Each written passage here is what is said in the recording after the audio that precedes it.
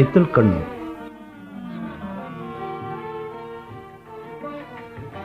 Shri N Krishnapillai എഴുതിയ നാടകം. കഥാപാത്രങ്ങളും പങ്കെടുക്കുന്നവരും: എസ് വി പിള്ള, നിരവധി ഫാക്ടറികളുടെ ഉടമസ്ഥൻ, ശ്രീ പി ഭാസ്കരൻ. കുമാർ, സെക്രട്ടറി, ശ്രീ കോട്ടയം ചെല്ലപ്പൻ. പത്രപ്രതിനിധികൾ: ശ്രീ ജോസ് പ്രകാശ്, ശ്രീ ടി എൻ ഗോപിനാഥൻ നായർ. ജയചന്ദ്രൻ, എസ് വി പിള്ളയുടെ മൂത്ത മകൻ, ശ്രീ സത്യൻ. മാലതി, ജയചന്ദ്രന്റെ ഭാര്യ, ശ്രീമതി ടി ആർ ഓമന. ബാബു, ജയചന്ദ്രന്റെ മകൻ, ശ്രീ പ്രേം നസീർ. രമണി, ബാബുവിന്റെ കാമുകി, ശ്രീമതി ഷീല. ജയപാലൻ, എസ് വി പിള്ളയുടെ രണ്ടാമത്തെ മകൻ, ശ്രീ അടൂർ ഭാസി. വിജയം, എസ് വി പിള്ളയുടെ മകൾ, ശ്രീമതി മീനാകുമാരി. ഇത്തിൽ കണ്ണി.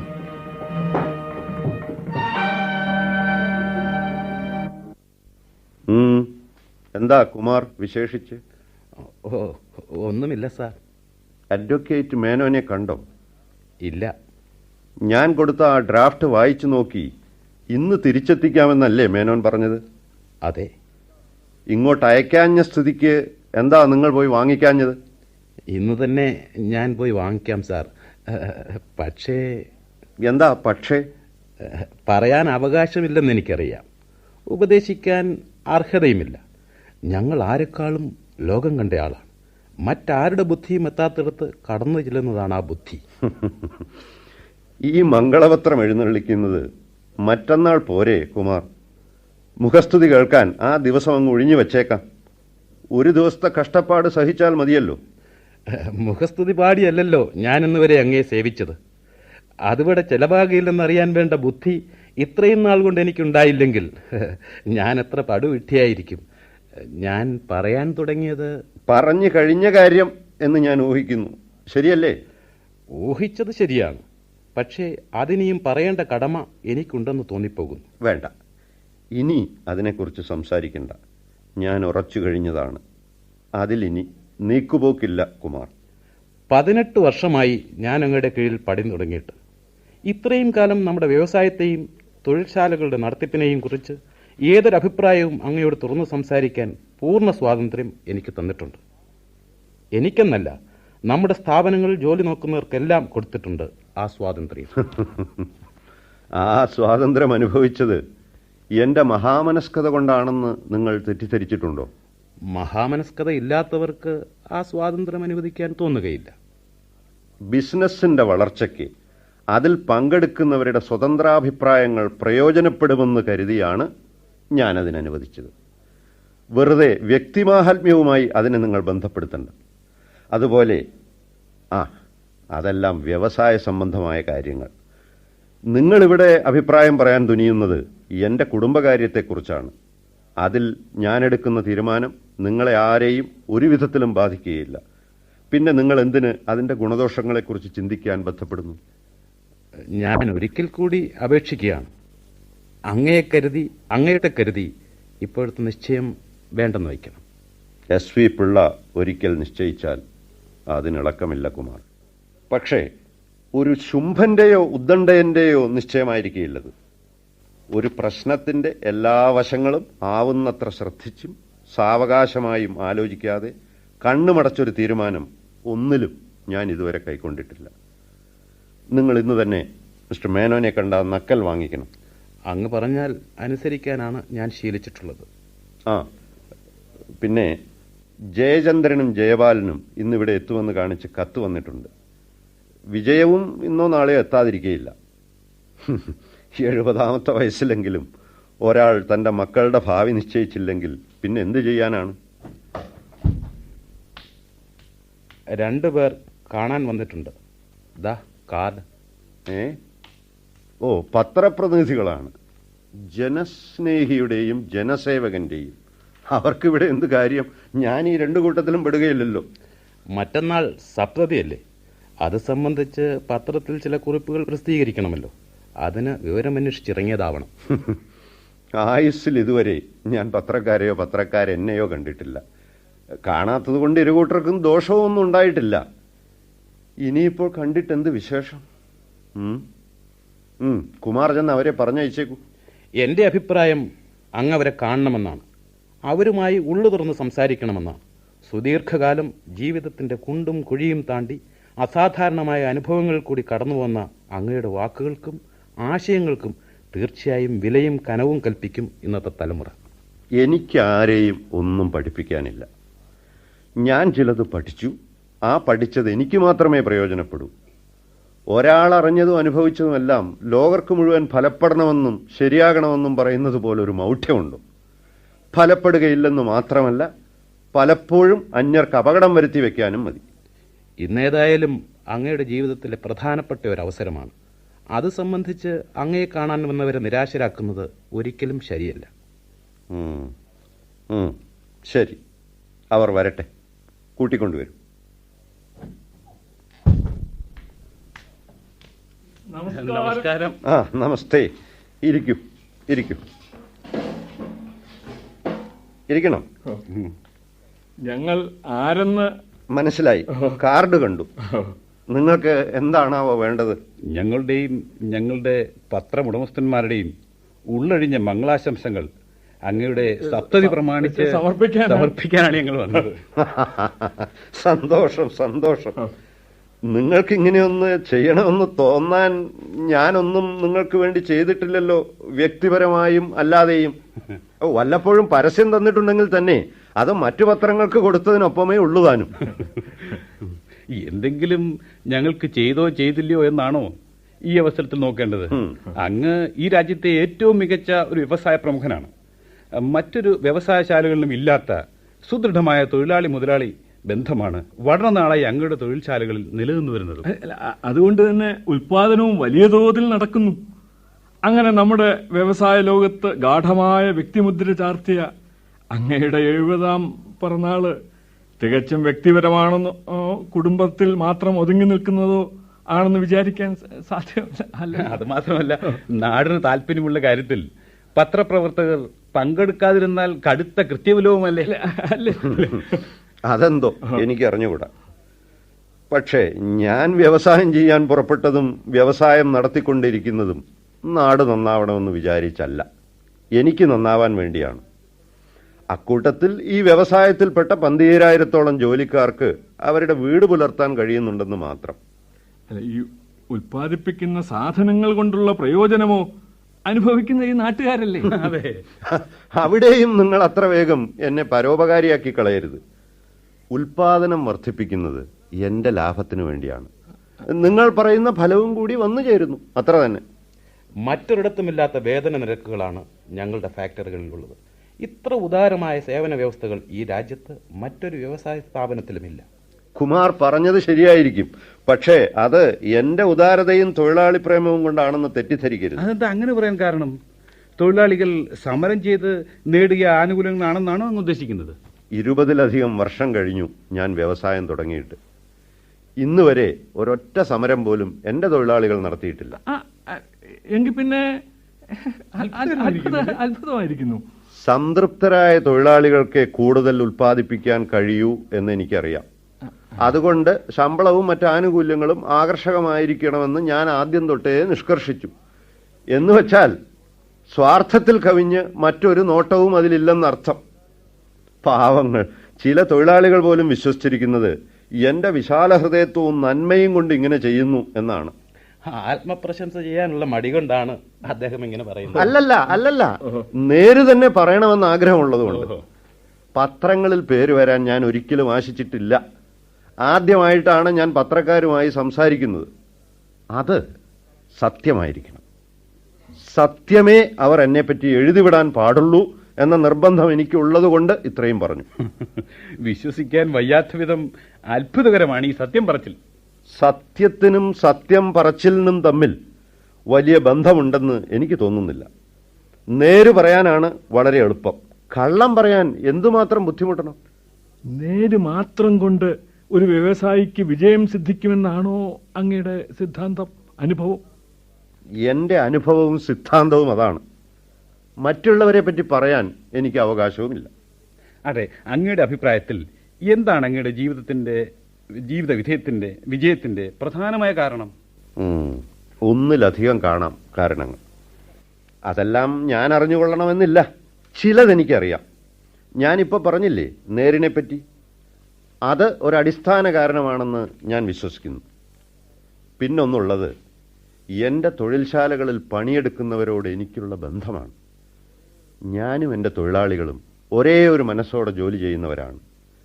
ചെറുതിലെ അച്ഛനും അമ്മയും നഷ്ടപ്പെട്ട് കണ്ടിടത്തെല്ലാം കഠിനമായി അധ്വാനിച്ച് കിട്ടിയ കാശിൽ നിന്ന് തേനീച്ച തേനെന്ന പോലെ മിച്ചം വെച്ച് കൊച്ചു കൊച്ചു ബിസിനസ്സുകൾ നടത്തി പതുക്കെ പതുക്കെ പച്ച പിടിച്ച് മുന്നോട്ട് പോയ എനിക്ക് ശരീരവും മനസ്സും കൊണ്ട് ഇടതടവില്ലാത്ത പ്രയത്നമായിരുന്നു ഈ ജീവിതം. എനിക്ക് എൻ്റെ തൊഴിലാളികളെ എങ്ങനെ എന്നിൽ നിന്ന് ഭിന്നരായി കാണാൻ കഴിയും? മെയ്യനങ്ങാതെയും വിയർപ്പുപൊടിയാതെയും തൊഴിലാളി നേതൃത്വമെന്ന തൊഴിലും പേറി ജീവിക്കാൻ വകയുണ്ടാക്കി പുലരുന്നവർക്ക് എൻ്റെ ഫാക്ടറികളിൽ സ്ഥാനമില്ലാത്തതിന് കാരണം അതാണ്. എനിക്ക് ലാഭമുണ്ടാക്കി തരുന്നവർക്ക് സുഖമായി ജീവിക്കാൻ വേണ്ടത് കൊടുത്ത് ബാക്കി വരുന്നതിലൊരംശമേ എൻ്റേതായി ഞാൻ കരുതാറുള്ളൂ. ശേഷിച്ചതെല്ലാം ബിസിനസ്സിൽ തന്നെ വീണ്ടും മുടക്കുകയാണ് പതിവ്. അതെ, ഈ അനുസ്യൂതമായ വളർച്ചയാണോ വിജയ ഇൻഡസ്ട്രീസിനുണ്ടായിട്ടുള്ളത്? ഒരിക്കലുമല്ല. മുന്നോട്ട് പോകെ തന്നെ പിന്നോട്ട് പല ചുവട് വെച്ചിട്ടുള്ള സന്ദർഭങ്ങളും ഉണ്ടായിട്ടുണ്ട്. എങ്ങോട്ടും നീങ്ങാതെ ഒരേ നിലയ്ക്ക് നിന്ന കാലവുമുണ്ട്. ആകെ തളർന്നു പോകുമോ എന്ന് ഭയപ്പെട്ട അവസരങ്ങളും തരണം ചെയ്തിട്ടുണ്ട്. പക്ഷേ ഒന്നെനിക്ക് തീർത്തു പറയാം, കൊള്ളലാഭത്തിനു വേണ്ടി കള്ളം കാണിക്കുകയോ ബിസിനസ് കാര്യത്തിൽ എന്നോട് ഇടപെട്ടവരെ വഞ്ചിക്കുകയോ ഇന്നേ വരെ ഉണ്ടായിട്ടില്ല. അങ്ങ് അനുവദിക്കുമെങ്കിൽ 1-2 ചോദ്യം ചോദിക്കണമെന്നുണ്ട്. ഏതായാലും ഒരു നാളും ഉണ്ടായിട്ടില്ലാത്തൊരു കാര്യത്തിന് ഇന്ന് സന്നദ്ധനായി. ഇനി പിന്നെ നിങ്ങളെ എന്തിനു നിരാശപ്പെടുത്തുന്നു? ഞങ്ങൾ കുറിച്ചെടുക്കുകയാണ്. രാഷ്ട്രീയ മണ്ഡലത്തെപ്പറ്റി എന്താണ് അങ്ങയുടെ അഭിപ്രായം? ഏത് രാഷ്ട്രീയ കക്ഷിയോടാണ് അങ്ങേക്ക് കൂടുതൽ മതിപ്പും അടുപ്പവും? ലോകം നന്നായി വരണമെന്നേ ഞാൻ ഇന്ന് വരെ ആശിച്ചിട്ടുള്ളൂ. ആ ആശ പറഞ്ഞു എഴുതിയും ഞാൻ അന്യരെ അറിയിച്ചിട്ടില്ല.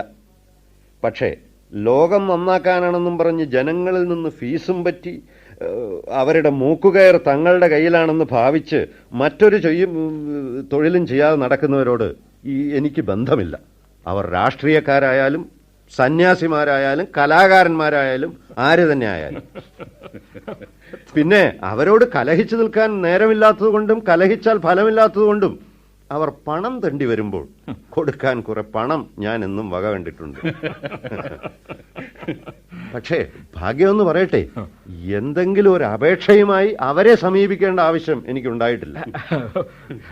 ഈ മതപരമായ കാര്യങ്ങളിൽ അങ്ങയുടെ നിലപാട് എന്താണെന്ന്? ഞാൻ ഈ പറയുന്നതിന് മതവുമായി ബന്ധമുണ്ടെങ്കിൽ സ്വീകരിക്കുക. ആരെയും ദ്രോഹിക്കാതെയും വെറുക്കാതെയും ആവുന്നത്ര സഹായിച്ചും സ്നേഹിച്ചും കഴിയുക. നിരന്തരം നിസ്തന്ത്രം സർവ കഴിവും അർപ്പിച്ച് പ്രവർത്തിക്കുക. ഇതാണ് എൻ്റെ മതം. ഇത് ഞാൻ ഒരു പുസ്തകവും നോക്കി പഠിച്ചതല്ല, അനുഭവിച്ചറിഞ്ഞതാണ്. അത് ശരി. കുടുംബജീവിതത്തെക്കുറിച്ച് എന്തെങ്കിലും ചില വിവരങ്ങൾ? അതെ, അതിനെക്കുറിച്ച് എന്തെങ്കിലും പറയാൻ ഞാൻ അർഹനല്ല. അല്ല, എന്തുകൊണ്ടും സംതൃപ്തവും ആനന്ദകരവുമായ ഒരു കുടുംബജീവിതം ആയിരിക്കും തീർച്ചയായും അങ്ങ് നയിക്കുന്നത്. ഞങ്ങൾ വിശ്വസിക്കുന്നത് അങ്ങനെയാണ്. തീർച്ചയായും അല്ല. നിങ്ങൾ അതിനെപ്പറ്റി കൂടുതൽ സംസാരിക്കുന്നത് അദ്ദേഹത്തിന് ഇഷ്ടപ്പെട്ടെന്ന് വരില്ല. ഇല്ല, ഇഷ്ടപ്പെടാത്ത കാര്യങ്ങൾ ചോദിക്കത്തക്ക മര്യാദകേട് ഞങ്ങൾക്കില്ല. ശരി, അപ്പോൾ നമുക്ക് പിരിയാം. ഇത്രയും സമയം അങ്ങുമായി കഴിച്ചുകൂട്ടി തന്നെ ഞങ്ങൾക്ക് വിലപ്പെട്ട ഒരു അനുഭവമാണ്. ഒരസാധാരണ വ്യക്തിയെയാണ് ഞങ്ങൾ ഇന്ന് പരിചയപ്പെട്ടത്. നാം ഓരോരുത്തരും അസാധാരണന്മാരാണ്, അതോടൊപ്പം സാധാരണന്മാരും. എന്നാൽ ഇനി മറ്റന്നാൾ കാണാം. മറ്റന്നാളത്തെ ജനസ്നേഹിയും ജനസ്നേഹകനും സത്യതിക്കായിരിക്കും ഏറ്റവും പ്രാധാന്യം നൽകുന്നത്. സംശയമൊന്നുമില്ല, ഓരോ സ്പെഷ്യൽ പതിപ്പുകൾ തന്നെ ആയിരിക്കും. അതെ അതെ, ഫോട്ടോ ഒക്കെ ഞങ്ങൾ എടുത്തു കഴിഞ്ഞിട്ടുണ്ട്. അതിലെനിക്ക് താല്പര്യമേ ഇല്ല. നിങ്ങൾ നിർബന്ധിച്ചത് കൊണ്ട് ഞാൻ ചിലത് പറഞ്ഞതോടെ അതിലുള്ള രസമേ നശിച്ചു. ഇനി നിങ്ങൾ എന്ത് ചെയ്താലും എനിക്കൊന്നുമില്ല. മറ്റന്നാൾ വരുന്നത് വളരെ സന്തോഷം. അന്ന് അല്പം ചിലത് കൂടി എനിക്ക് പറയാൻ കണ്ടേക്കും. നമസ്കാരം. നമസ്കാരം. ജയചന്ദ്രൻ അദ്ദേഹം വന്നു കഴിഞ്ഞു. ഭാര്യയും മകനുമുണ്ട്, കൂടെ ഒരു പെൺകുട്ടിയും. കുറെ നേരമായോ വന്നിട്ട്? വന്ന് കാപ്പൂടി കഴിഞ്ഞെന്ന് പറഞ്ഞു. ശരി, കുമാർ പോയിക്കോളൂ. അദ്ദേഹത്തെ ഇങ്ങോട്ട് വരാൻ പറയട്ടെ? വേണ്ട, തോന്നുമ്പോൾ വരട്ടെ.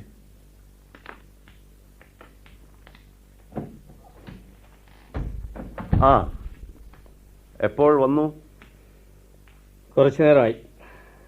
അച്ഛൻ ആരോട് സംസാരിച്ചുകൊണ്ടിരിക്കുകയാണെന്നറിഞ്ഞു. ഇപ്പോഴിങ്ങോട്ട് പോരാൻ കാരണം? 5 വർഷമല്ലേ ആയുള്ളൂ ഇവിടെ നിന്ന് പോയിട്ട്. ഞാൻ ദിവസവും പറയും അച്ഛനെ കാണാൻ പോകണമെന്ന്. കുറെ നാൾ ഇവിടെ വന്ന് അച്ഛന് ഒന്നിച്ച് താമസിക്കണമെന്ന്. വരേണ്ട ആവശ്യമില്ലല്ലോ. മാസം തോറും 5-ാം തീയതിക്കകം പണം അവിടെ എത്താറുണ്ടല്ലോ മുടങ്ങാതെ. ഞങ്ങൾ ആവശ്യപ്പെട്ടിട്ടല്ലല്ലോ പണം അയക്കുന്നത്. ശരിയാണ്, അങ്ങനെ ഒരു തെറ്റും ഞാൻ ചെയ്യുന്നുണ്ട്. അതെന്തിനു ചെയ്യുന്നു? അതും കൂടി ഫാക്ടറി തൊഴിലാളികൾക്ക് ശമ്പള കൂടുതലോ മറ്റോ ആയി വീതിച്ചു കൊടുക്കാമായിരുന്നില്ലേ? തൊഴിലാളികൾ അത്രയ്ക്കും സന്തോഷിച്ച് തലയിൽ കയറ്റി എഴുന്നള്ളിക്കുമായിരുന്നല്ലോ. ഓ, വന്നു കയറിയപ്പോൾ അച്ഛനോട് വാതാടാൻ തുടങ്ങിയോ? നീച്ചുമാരി, പിറന്നാളിന്റെ ഏർപ്പാടുകൾ അന്വേഷിക്കുന്നതിന് പകരം ഇതാണോ ചെയ്യാൻ കണ്ട പണി? ഓ, അതിനൊക്കെ ഇവിടെ വേണ്ടപ്പെട്ട തൊഴിലാളികളുണ്ടല്ലോ. നമുക്കൊക്കെ അതിലെന്ത് കാര്യം? മനസ്സുണ്ടെങ്കിൽ ആ സമയത്ത് വരണം, കാര്യം കഴിഞ്ഞ് അങ്ങ് പൊയ്ക്കോണം. പോക്കിയതല്ലോ, പോയതല്ലേ രണ്ടും കൽപ്പിച്ച്. മക്കളുടെ വാക്കിനും അഭിപ്രായത്തിനും യാതൊരു വിലയുമില്ലാത്തടത്ത് താമസിക്കാൻ അഭിമാനമുള്ളവർക്ക് സാധിക്കുമോ? അഭിമാനം സംരക്ഷിക്കാൻ എടുത്തു ചാടിപ്പോയവർ ഇന്നും പുലരുന്നത് സ്വന്തമായി 4 കാശുണ്ടാക്കിയല്ലോ. ഇന്നും വയസ്സായ അച്ഛൻ നോക്കി സൂക്ഷിച്ചുണ്ടാക്കുന്ന മുതൽ കൊണ്ടാണല്ലോ പ്രഭു ചമഞ്ഞ് ജീവിക്കുന്നത്. കൊമ്പിറ്റ പണക്കാരന്റെ മകനാണല്ലോ എന്ന് കരുതി എന്നെ പിടിച്ചു കൊടുത്തു വരണ്ടോ? എന്റെ ഈ നാണക്കേടും ദുരിതവും അറിയുന്നു. നിനക്കതുകൊണ്ട് എന്തു കുഴപ്പം വന്നുപോയി? നീ കഴിയുന്നത് വലിയ കൊച്ചമ്മയായി തന്നല്ലോ. പണം കായ്ക്കുന്ന മരം ഇവിടെയുണ്ട്. അത് കുലുക്കി കുലുക്കി വീഴുന്നതെടുത്ത് സുഭിക്ഷമായി ആർഭാടമായി കഴിയുന്നു, തൂർത്തടിക്കുന്നു. പിന്നെ എന്ത് മനസ്സുമുട്ടും സുഖവും? അച്ഛൻ നിലവിട്ട് സംസാരിക്കരുത്. യാതൊരു നിലയും വിലയും ഇല്ലാത്തവൻ തന്നെ ഇത് പറയണം. അതുണ്ടോ ഇല്ലയോ എന്ന് നിശ്ചയിക്കേണ്ടവർ നിശ്ചയിച്ചുകൊള്ളും. എടാ, എനിക്ക് നിശ്ചയിക്കാൻ വയ്യാത്ത നിലയും വിലയും നിനക്ക് എന്തുണ്ട്? ഒന്ന് പറഞ്ഞു തരൂ. പഠിച്ചുകൊണ്ടിരുന്നപ്പോൾ ഏതോ ഭൂതാവേശം പിടിച്ച പോലെ എടുത്തു ചാടി രാഷ്ട്രീയക്കാരുടെ കൊടിയും പൊക്കി പിടിച്ചു നടന്നു. ലോകം നന്നാക്കാൻ 4 കാശുള്ളവന്റെ മകനല്ലേ, വേണ്ട പോലെ മുതലെടുക്കാമെന്ന് കരുതി രാഷ്ട്രീയ തൊഴിലുകാര് മാലയും ചൂടിച്ചുകൊണ്ട് നടന്നു. കാര്യം കഴിഞ്ഞപ്പോൾ താഴ്ത്തിറക്കി. ആ കൊടുകാറ്റിൽ ആടി ഉലഞ്ഞു നടന്ന കാലത്തെങ്ങാനും കാൽ കഴഞ്ച് രാഷ്ട്രീയം പഠിക്കാമായിരുന്നില്ലേ? അതൊട്ടില്ല താനും. എന്നിട്ടൊടുവിൽ അവർ കാലിപ്പാട്ടയായി തട്ടി ഉരുട്ടിയപ്പോൾ വന്ന് അച്ഛനെ ഗുണദോഷിക്കാൻ, തൊഴിലാളിയെ നേരെ നിർത്തണമെന്നും പറഞ്ഞു അവർക്ക് കൂലി കൂട്ടരുതെന്നും സ്വാതന്ത്ര്യം കൊടുക്കരുതെന്നും ഉപദേശിക്കാൻ. അച്ഛനായാലും മഠത്തരം കാണിച്ചാൽ ഞാൻ ഗുണദോഷിക്കും. ഇന്നുള്ളതിൽ ഇരട്ടി ലാഭം കിട്ടാൻ വഴിയുള്ളപ്പോൾ തൊഴിലാളിയെ നന്നാക്കാനെന്നും പറഞ്ഞ് നാട്ടിലില്ലാത്ത ശമ്പളവും ബോണസും മറ്റ് ചക്കാത്തുകളും കൊടുത്ത് മുടിയുന്നത് ബുദ്ധിയുള്ളവൻ എങ്ങനെ കണ്ടുകൊണ്ടിരിക്കും? അവരെ വിളിച്ചിരുത്തി ഉപദേശം കേട്ട് ബിസിനസ് നടത്തുന്ന ഉച്ചക്കിറുക്ക് നിർത്തണമെന്ന് വിലക്കിയപ്പോൾ ഞാൻ കൊള്ളരുതാത്തവനായി. സ്വന്തം മകന്റെ വാക്ക് ചെവിക്കൊള്ളുകയില്ല, കണ്ട എംബോക്കികളുടെ ചെവി കടിക്കലാണ് വേദവാക്യം. ഞാൻ അന്നിവിടം വിട്ടതാണ് ഈ മുടിവിനാശം കാണാതെയും കേൾക്കാതെയും കഴിയാൻ. എടാ ചന്ദ്ര, ഇങ്ങോട്ട് നോക്ക്. നോക്കി. ഞാൻ രാഷ്ട്രീയം പഠിച്ചിട്ടില്ല, ശീലിച്ചില്ല എന്നല്ല, ഒന്നും അങ്ങനെ പഠിച്ചിട്ടുണ്ടെന്ന് പറയാനില്ല. പക്ഷേ 12 വർഷം ഒരു തൊഴിലാളിയായി കുറുക്കുഞെരിയ ജോലി ചെയ്തവനാണടാ ഞാൻ. അന്നത്തേടം പുലരാൻ വേലക്കാരന്റെ വിയർപ്പും കണ്ണീരും വേദനയും പ്രാരബ്ധവും പുസ്തകം നോക്കിയല്ലടാ ഞാൻ പഠിച്ചത്. എന്റെ തടിയും മനസ്സും അനുഭവിച്ചറിഞ്ഞതാണ്. യാതൊരു തൊഴിലും ചെയ്യാതെ സുഖമായി കഴിയാൻ വേണ്ടതുണ്ടായി കഴിഞ്ഞിട്ടും ദിവസേന 5-6 മണിക്കൂർ അധ്വാനിച്ചുണ്ടാക്കിയ ആഹാരമേ ഞാൻ ഇന്നുവരെ കഴിച്ചിട്ടുള്ളൂ. എന്നിട്ട് അറിവായ നാൾ തൊട്ടേ അരാജകമറിയാതെ വെള്ളത്തിലെ താമര പോലെ വളർന്ന നീ എന്നെ പഠിപ്പിക്കാൻ വന്നിരിക്കുന്നു തൊഴിലാളിയെപ്പറ്റി. വിജയ ഇൻഡസ്ട്രീസ് കെട്ടിപ്പടുത്തി ഈ നിലയിലാക്കിയത് എന്റെ ജോലിക്കാരാണ്. അത് മറന്നു പെരുമാറണമെന്ന് പണ്ട് അവരുടെ കൊടിയും പേറി നടന്നവൻ തന്നെ വേണം പറയാൻ. ഇന്നവരെ വേലയെടുത്ത് ഒരു നേരത്തെ വക തനിക്കും കെട്ടിയവൾക്കും മക്കൾക്കും ഉണ്ടാക്കാൻ കഴിയാത്ത നീ വേണം. അയ്യോ, എനിക്കിത് കേട്ടിട്ട് തലതല്ലി ചാകാൻ തോന്നിപ്പോകുന്നു. ഈ മേലുരിഞ്ഞു പോകുന്ന വർത്തമാനം കേട്ടുകൊണ്ട് നിൽക്കാൻ കഴിയുന്നല്ലോ നിങ്ങൾക്ക്. 5-6 കാശ് തരുന്ന ഹുങ്ക് വെച്ച് ഇങ്ങനെ പറയാമോ മനുഷ്യര്? മക്കളാണെങ്കിലും കൊച്ചുകുട്ടിയൊന്നും അല്ലല്ലോ ഇത് കേൾക്കാൻ. പറയേണ്ടത് പറയേണ്ടപ്പോൾ വഴിയാമെന്ന് ഞാൻ പറഞ്ഞു. തൊഴിലാളികളെ നിലയ്ക്ക് നിർത്തി ബിസിനസ് സ്വച്ഛമായി നടത്തി ഇരട്ടി ലാഭം ഉണ്ടാക്കി തരാമെന്ന് ഞാൻ ഉറപ്പു തന്നു. അതുകൊണ്ട് ഫലമില്ലാതായപ്പോൾ ഞാൻ ആവശ്യപ്പെട്ടില്ലേ 2 ഫാക്ടറി എനിക്ക് വിട്ടുതരാൻ. ഞാൻ അതിന്റെ ഭരണം നടത്തി കഴിഞ്ഞോളാമെന്ന് പറഞ്ഞിട്ട് അതിന് സമ്മതിക്കാത്തവനാണ് ഞാൻ ഒന്നും ചെയ്യാതെ കുത്തിയിരുന്ന് നശിക്കുന്നെന്ന് കുറ്റപ്പെടുത്തുന്നത്. വിട്ടുതരാൻ പറ്റിയ ആളല്ലേ നീ? വിട്ടു തന്നിരുന്നെങ്കിൽ 7 പണ്ടേ അത് പൂട്ടിയിടേണ്ടി വരുമായിരുന്നു. അതിന്റെ കുഴപ്പം മുഴുവൻ ഞാൻ വലിച്ച് തലയിൽ കയറ്റി വെക്കണമായിരുന്നു. അതിനും പുറമെ ഇന്നത്തെ പോലെ നിങ്ങളുടെ ധൂർത്തടിക്ക് വേണ്ട പണം ഉണ്ടാക്കേണ്ട ചുമതലയും. എനിക്ക് ശേഷം പ്രളയം എന്ന് കരുതുന്നവരോട് വായിട്ടലിക്കുന്നതിന് പരാശ്രയമില്ലാതെ 10 പൈസ എടുത്ത് ഞങ്ങൾ ചെലവാക്കി പോകുന്നത് സഹിക്കാഞ്ഞിട്ടല്ലേ ചാകുന്നതുവരെ എല്ലാം മുടുമുന്തിയിൽ കെട്ടി സൂക്ഷിക്കണമെന്ന് വാശി പിടിക്കുന്നത്? സ്വന്തം മക്കളെ വിശ്വാസമില്ലാതെ മാസം 2000 രൂപ ഒരു ദണ്ഡവുമില്ലാതെ എടുത്ത് ചമ്മാളിക്കാൻ തരുന്നതിന്റെ നന്ദിയാണ് ഈ പറയുന്നത്. 4-5 അംഗങ്ങളുള്ള ഒരു വീട്ടില് ഒരു മാസം 2000 രൂപ ചെലവായി പോകുന്നതാണ് ചമ്മാളിപ്പ്. ഇഷ്ടമില്ലാത്ത അച്ചി തൊട്ടതെല്ലാം കുറ്റമെന്നല്ലാതെ എന്താ പറയാന്? മാസം എത്ര രൂപ ചെലവാക്കി കഴിഞ്ഞ വീട്ടിൽ നിന്നാണ് ഇവിടെ പൊറുക്കാൻ വന്നതെന്ന് അത്ര എളുപ്പം മറന്നു കളയരുത്. എന്റെ വീട്ടില് ഞങ്ങൾ എന്നും ഒരേ നീതിക്കേ കഴിഞ്ഞിട്ടുള്ളൂ. ഞങ്ങൾ കണ്ടവന് കൂലി വിലയ്ക്ക് പോയിട്ടില്ല. വലിയ വർത്തകരായിട്ട് കാശ് വാരി കൂട്ടിയിട്ടുമില്ല. അവിടെ ഈ കണക്ക് പറച്ചിൽ പതിവുമില്ല. ഞാൻ കൂലി വേല ചെയ്തിട്ടുണ്ട് വളരെ കാലം. ഞാൻ ആരോടും ഒളിച്ചിട്ടില്ല. അഭിമാനിക്കാവുന്ന കാര്യം എന്തിനു ഒളിച്ചു വെക്കണം? എനിക്ക് നല്ലൊരു നിലയുണ്ടായിട്ടും ഞാനും എൻ്റെ ഭാര്യയും വെറും സാധാരണക്കാരെ പോലെ മാത്രമേ ജീവിച്ചിട്ടുള്ളൂ. അവൾ എന്നെപ്പോലെ കഷ്ടത അനുഭവിച്ചു. എൻ്റെ വേദനയും ഇല്ലായ്മയും പങ്കിട്ടെടുത്തു. അവളുടെ ഒരു വാക്ക് എനിക്ക് നിഷേധിക്കേണ്ടി വന്നിട്ടില്ല. അവൾ മറഞ്ഞപ്പോൾ എൻ്റെ ഒരു ജന്മം അവസാനിച്ചു. അമ്മയോടുള്ള സ്നേഹവും വാത്സല്യവും ആയിരിക്കാം ഇന്ന് മക്കളോട് കാണിക്കുന്നത് ഇങ്ങനെ. ആ സ്നേഹവും വാത്സല്യവും ഇല്ലായിരുന്നെങ്കിൽ ഞാൻ ഇത്ര നാളും ഈ ഭൂമിയിൽ കാണുകയില്ലായിരുന്നു. അതൊന്നുകൊണ്ട് മാത്രം അമ്മയില്ലാത്ത നിങ്ങളെ വളർത്തിയെടുത്ത് നല്ല നിലയിലാക്കാൻ മാത്രം ചിറകറ്റ ഞാൻ ഇഴഞ്ഞിഴഞ്ഞ് നീങ്ങി. പക്ഷേ എന്തു ചെയ്യാം? എൻ്റെ ശ്രമം, എൻ്റെ മോഹം, എൻ്റെ സങ്കല്പങ്ങൾ എല്ലാം ഇടിഞ്ഞതാണ് നിലംപരിശായി. ഇനി എനിക്ക് ആ ചിന്തയില്ല, ആ സ്വപ്നമില്ല. തകർന്നത് തന്നെ. അച്ഛനെ മനസ്സിലാക്കാൻ കഴിയാത്ത മക്കളെ മനസ്സിലാക്കാൻ, വിശ്വസിക്കാൻ, സ്നേഹിക്കാൻ കഴിയാത്ത അച്ഛൻ, അതല്ലേ സത്യം? ബിസിനസ്സും ഫാക്ടറിയും തൊഴിലാളിയും എന്ന ചിന്തയ്ക്കിടയ്ക്ക് മക്കൾക്ക് എവിടെ സ്ഥാനം? നിന്നോട് വാദിച്ചു ജയിക്കാൻ ഞാൻ ഒരുക്കമില്ല ചന്ദ്ര. എന്നാലും നിനക്കിത് പറയാൻ നാവ് പൊങ്ങുന്നത് ഓർക്കുമ്പോൾ അത്ഭുതം തോന്നുന്നു. ഇക്കഴിഞ്ഞ 5 വർഷമായി ഇങ്ങനെ ഒരാൾ ചത്തോ ജീവിച്ചിരിക്കുന്നു എന്ന് അന്വേഷിക്കാൻ പോലും തോന്നാത്ത നീ ഇന്നിപ്പോൾ സ്നേഹത്തിന്റെ കണക്കെടുക്കാൻ വന്നിരിക്കുന്നു. ഇപ്പോൾ തന്നെ വന്നത് ഇവിടെ 70-ാം പിറന്നാൾ പൊട്ടിപ്പൊടിച്ച് ആഘോഷിക്കുമ്പോൾ ഞങ്ങൾ വന്നില്ലെങ്കിൽ നാട്ടുകാരെന്ത് വിചാരിക്കുമെന്ന് കരുതി മാത്രമാണ്. ഇത് കഴിഞ്ഞാലുടനെ ഞങ്ങൾ അങ്ങ് പോയിക്കൊള്ളുകയും. അതെ ഞങ്ങളെ കൊണ്ടൊരു വിഷമം ഈ വയസ്സുകാലത്തുണ്ടായെന്ന് കേൾപ്പിക്കാൻ ഇടവരുത്തരുതല്ലോ. 2 കൂട്ടർക്കും മനപ്രയാസമായിട്ട് ഞങ്ങൾ എന്തിനോട് താമസിക്കുന്നു? എന്റെ മക്കളെ കൊണ്ടുള്ള ആദിയല്ലാതെ മറ്റെന്തുണ്ട് എനിക്ക്? അവരെവിടെ താമസിച്ചാലും ഒരുത്തന്റെ കാര്യമാണെങ്കിൽ ഇങ്ങനെ. ഇനി ഒരാളുള്ളവൻ അമരത്തും അണിയത്തും ആരും ഇല്ലാത്ത വഞ്ചി പോലെ നടുക്കടലിലെ കോളിലകപ്പെട്ട് താണും പൊങ്ങിയും കൊണ്ടിരിക്കുകയാണ്. കുറച്ചുനാൾ നാടക കമ്പനി നടത്താനാണെന്നും പറഞ്ഞ് നടന്ന് പണം മുടിച്ച് ഇപ്പോൾ കണ്ട ടിവികളിലും രഹസ്യ സങ്കേതങ്ങളിലും ഒരു കൂട്ടം ആഭാസന്മാരുമായി കഴിയുകയാണ്. ചീട്ടുകളി, മദ്യപാനം, വ്യഭിചാരം. ഒരു ഭാര്യയുള്ളവൾ അവനെ മേയ്ക്കാൻ വയ്യാതെ നിലകെട്ട് ഈയിടെ പിഴച്ച ജീവിതം ആരംഭിച്ചിരിക്കുന്നു എന്നാണ് അറിവ്. അവൾ ആദ്യം തൊട്ടേ അത്തരക്കാരത്ത് തന്നെയായിരുന്നു. എനിക്ക് അറിഞ്ഞൂടെ അവൾ ഇവിടെ വന്ന കാലം തൊട്ടേ? അവന്റെ തെമ്മാടിത്തരത്തിന് കൂട്ടു നിൽക്കുന്നത് മറ്റാരും അല്ലല്ലോ. ചോദിക്കുമ്പോഴൊക്കെ പണം വാരിക്കോരി കൊടുക്കാൻ ആളുണ്ടായിട്ടല്ലേ അവൻ നികളിച്ച് നടക്കുന്നത്. എനിക്കാണെങ്കിൽ മാസം തോറും നുള്ളിപ്പിടിച്ച് തരുന്നത് 2000 ഉലുവ. അയ്യോ, ശരിയാണ്. അതിനും ഞാൻ പണം കൊടുക്കുന്നു. നിനക്ക് തരുന്നത് പോലെ ഇനിയൊരാൾക്ക് കൂടി കൊടുക്കുന്നത് നിനക്കറിയാമല്ലോ. നിന്റെ പെങ്ങളുടെ ഭർത്താവ് ആ IAS-കാരന് 1,00,000 രൂപ കൊടുത്താണ് അയാളെ നേടിയത്. വേണ്ടുന്ന തുക ചോദിക്കുമ്പോഴൊക്കെ കൊടുക്കാറുണ്ട്. എന്നിട്ട് അവളെ ആ നീചൻ ഒരു ചകിരിമത്ത പോലെ തല്ലി തേച്ചിട്ടിരിക്കുകയാണ്. അവളിന്ന് കുടിക്കുന്ന കണ്ണീരോർക്കുമ്പോൾ. അല്ലെങ്കിൽ നീ എന്തിനതറിയുന്നു? അതിന് അയാളെ എന്തിനു കുറ്റപ്പെടുത്തുന്നു? ദൈവം വരുത്തി വെച്ചതാണേ. IAS കിട്ടിയപ്പം അവൾക്ക് എന്തൊരു അഹങ്കാരമായിരുന്നു. അവളുടെ വിധമേ അങ്ങ് മാറിപ്പോയില്ലേ 4 തീയതി കൊണ്ട്. ഓ, വലിയ മിടുക്കൻ, ബുദ്ധിമാൻ, പരമസുന്ദരൻ, 3 ചക്ക മുള്ളോടെ വിഴുങ്ങും എന്നൊക്കെ പറഞ്ഞല്ലേ അയാളെ പിടിച്ച് അച്ഛൻ വീട്ടിൽ കയറ്റിയത്.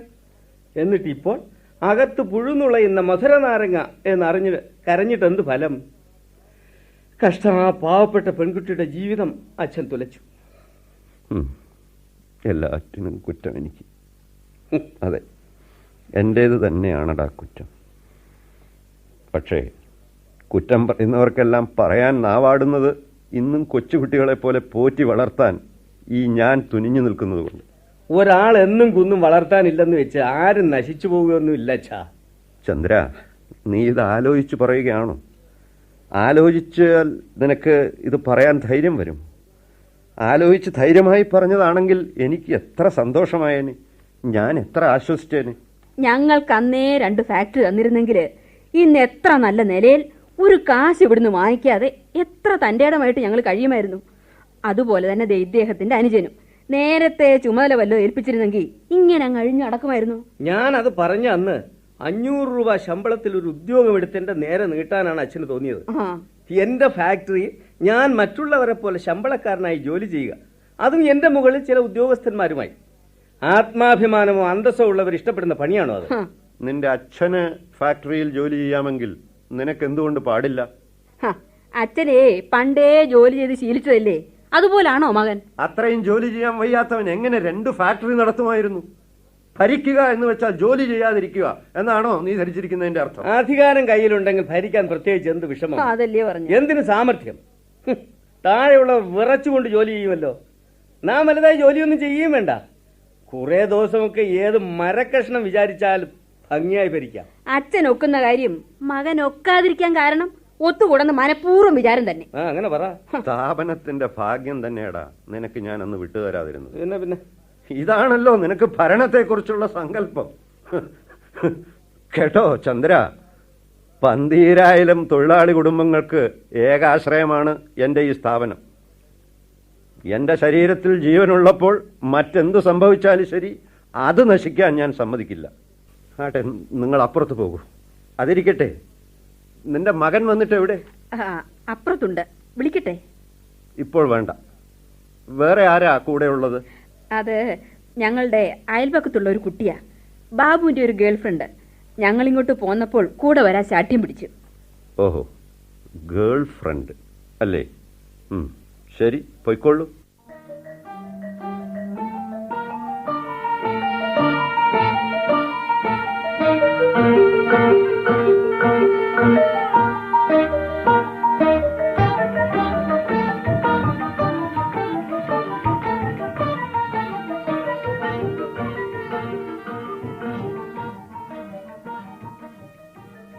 മണിക്കൂറുകൾ നിമിഷങ്ങളായി തോന്നുന്നു.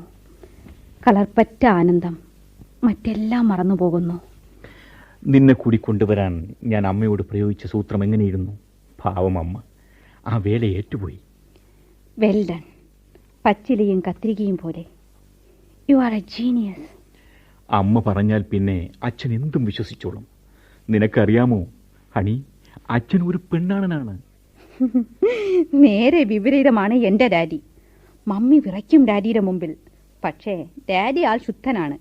വിറ കണ്ടാൽ തോന്നും മമ്മി എല്ലാം അനുസരിക്കുമെന്ന്. ഒടുക്കം മമ്മി വിചാരിക്കുന്നതേ നടക്കൂ. ഫലത്തിൽ നമ്മുടെ മൂപ്പിൽ രണ്ടുപേരും ഒരുപോലെ തന്നെ. ബാബു എന്താ ഇവിടെ വന്നിട്ട് അപ്പൂപ്പനെ കാണാത്തത്? ഓ, ആ കേട്ട് സത്വം.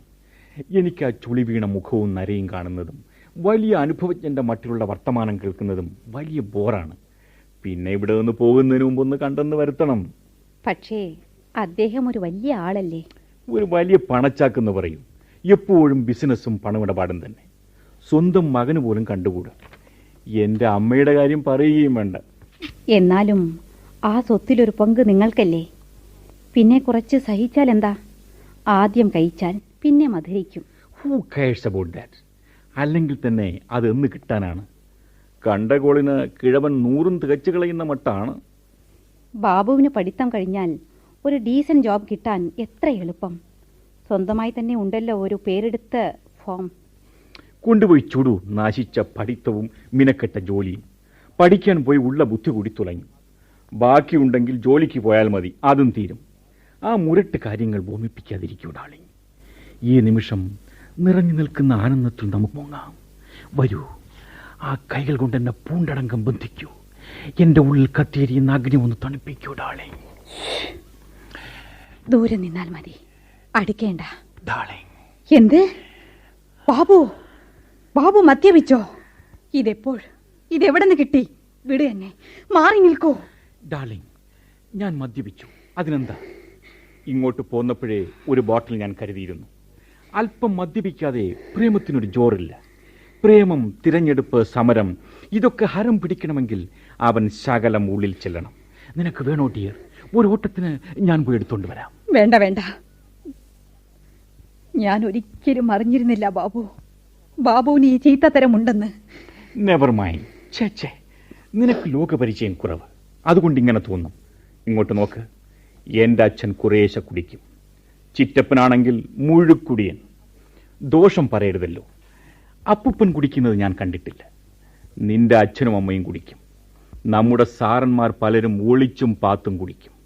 രാജ്യം ഭരിക്കുന്നവരുണ്ടല്ലോ, കൂടിയ ഉദ്യോഗസ്ഥന്മാരും രാഷ്ട്രീയക്കാരും, അവരിൽ പലരും സുഖമായി കുടിക്കും. പിന്നെ കലയും സാഹിത്യവും വേണോ? കൂടി ഉണ്ടായെങ്കിലേ പറ്റൂ, കുടിച്ചേ തീരൂ. എന്നിട്ടൊരു വിദ്യാർത്ഥി പയ്യൻ ശകലമൊന്ന് മണപ്പിച്ചാൽ ചീത്തത്തരമായി. നീ ഇത്ര മണ്ടൂസാണോ? വരൂ ഡാർലിംഗ്, ഡാർലിംഗ്, സ്വർഗത്തിൽ കട്ടറുമ്പാകാതെ ഡാർലിംഗ്, ഡാർലിംഗ്. സൂക്ഷിച്ച് പെരുമാറു ബാബു. ബാബുവിന്റെ അച്ഛനോ അപ്പൂപ്പനോ ഈ ശബ്ദം കേട്ട് ഇറങ്ങി വരും. മതിയാക്കി ഈ തമാശയെല്ലാം. ഇറങ്ങി വന്നാൽ അവരെന്തെടുക്കും? പ്രേമിക്കാൻ പാടില്ലെന്ന് പറയുമോ? അവർ വിവാഹം കഴിച്ചതിൽ പിന്നെ പ്രേമിക്കുന്നു, നാം വിവാഹം കഴിക്കാതെയും. അതിലിത്ര അപരാധം എന്തുണ്ട് ഡാർലിംഗ്? അങ്ങനെ മൂന്നാമത്തെ തലമുറ, ഒരു രശ്മി പോലും കടന്നു ചെല്ലാത്ത അന്ധകാരം.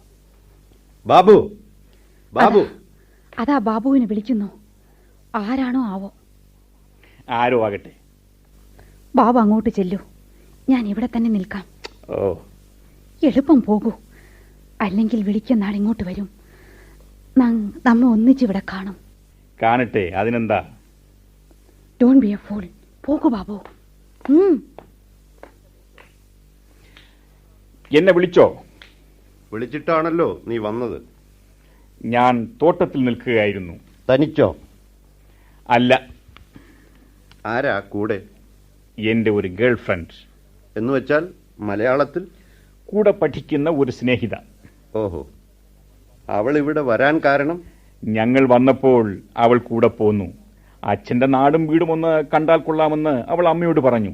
അമ്മ അവളുടെ അച്ഛനമ്മമാരുടെ സമ്മതം വാങ്ങി. ശരി. നിങ്ങൾ രണ്ടുപേരും ഈ രാത്രിയിൽ തോട്ടത്തിൽ പോകാൻ കാരണം? ഉറക്കം വരുന്നത് വരെ സംസാരിച്ചു കൊണ്ടിരിക്കാമെന്ന് കരുതി. സംസാരിക്കാൻ മാത്രം വന്നു അല്ലേ? പ്രായം ചെന്ന അവിവാഹിതയായ ഒരു പെൺകുട്ടിയുമൊത്ത് അസമയത്ത് മറ്റാരുമില്ലാത്തപ്പോൾ സല്ലപിച്ചുകൊണ്ടിരിക്കുന്നതിൽ തെറ്റൊന്നുമില്ല എന്നാണോ നിന്റെ വിചാരം? അതത്ര വലിയ തെറ്റെന്ന് ഞാൻ കരുതുന്നില്ല. ഓഹോ, അപ്പോൾ സല്ലാപം മാത്രമായിരുന്നു അല്ലേ? നീ അവളെ ആലിംഗനം ചെയ്തത്? അന്യോന്യം സ്നേഹമുള്ളവരാകുമ്പോൾ അത് അരുതാത്തതാണെന്ന് തോന്നിയില്ല. ഓഹോ, അപ്പോൾ അന്യോന്യം സ്നേഹമുള്ളവരാണോ നിങ്ങൾ? അതെ. എന്താ അപ്പോൾ വിവാഹം കഴിക്കാൻ തീരുമാനിച്ചോ? ഇല്ല. തമ്മിൽ വിവാഹം കഴിക്കണമെന്ന് ആഗ്രഹമുണ്ടോ? വിവാഹക്കാര്യം ചിന്തിച്ചിട്ട് തന്നെയില്ല. ആഹാ, ഇല്ലെങ്കിൽ ഈ കാണിച്ചത് ഒന്നാം തരം മര്യാദകേടും ആഭാസത്തരവുമല്ലേ? രണ്ടുപേർ തമ്മിൽ സ്നേഹമാണെങ്കിൽ അവർ വിവാഹം കഴിച്ചേ തീരുമെന്നുണ്ടോ? തന്തയ്ക്ക് പിറന്നവർ അങ്ങനെയാണ് ചെയ്യുന്നത്. തന്തയ്ക്കല്ലാതെ ആരും പിറക്കുകയില്ലല്ലോ. നിങ്ങൾ തമ്മിലുള്ള വൃത്തികെട്ട ബന്ധം പുറത്തു വന്നാൽ ആ പെണ്ണിനെ പിന്നെ ആരും വിവാഹം കഴിക്കാൻ ഒരുങ്ങയില്ലെന്ന് നിനക്കറിയാമോ? ആ ദ്രോഹമല്ലേ സ്നേഹമെന്നും പറഞ്ഞ് നീ അവളോട് ചെയ്യുന്നത്? വരും വരാഴികയെല്ലാം ആലോചിച്ച് പൊരുത്തമായ പൊരുത്തമെല്ലാം നോക്കി ദോഷം ആർക്കും പറ്റിയില്ലെന്ന് ഉറപ്പായ ശേഷം രണ്ടുപേർ തമ്മിൽ പ്രേമിച്ചു കൊള്ളണം. അതും വിവാഹം നടക്കുന്നത് വരെ. അപകടമേയില്ല, സുരക്ഷിതമായ പ്രേമം. അല്ലെങ്കിൽ എന്തിന്? ഞങ്ങളുടെ തലമുറയെപ്പറ്റി 70-ാം പിറന്നാളിന്റെ വക്കത്തിരിക്കുന്ന അപ്പൂപ്പൻ എന്തറിയാം? ഞങ്ങൾക്ക് ഞങ്ങൾ ജീവിക്കുന്ന നിമിഷമാണ് ഒരേ ഒരു സത്യം. അതിനപ്പുറം എന്തു കുന്തമായാലും വേണ്ടില്ല. അങ്ങനെ കരുതുന്നവരുടെ ജീവിതമാണടാ നനച്ചിരിയാതെ വല്ല പാറക്കെട്ടുകളിലും പൊട്ടിത്തകരുന്നത്. സൂക്ഷിച്ചു സൂക്ഷിച്ചു ഓരോ അടിയും വെച്ച് നല്ല ഭാവിയിൽ കണ്ണും നട്ട് സഞ്ചരിക്കുന്നവരുടെ ജീവിതമോ?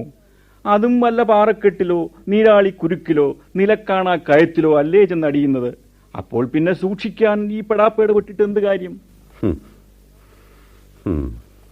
നിനക്ക് ഇത്ര ചെറുതിലേ ഈ നിരാശ വരാൻ എന്തുണ്ടായി കുഞ്ഞ്? നോക്കുന്ന ദിക്കിലെങ്ങും ആശിക്കാനൊന്നുമില്ലാതായാൽ. ഇത്ര ചെറുപ്പത്തിലെയോ? ചെറുപ്പത്തിലേ തോന്നൂ. കാലം ചെന്ന തലമുറയിൽപ്പെട്ടവർക്ക് എന്തിനു ചൊല്ലി നിരാശപ്പെടാനുണ്ട്?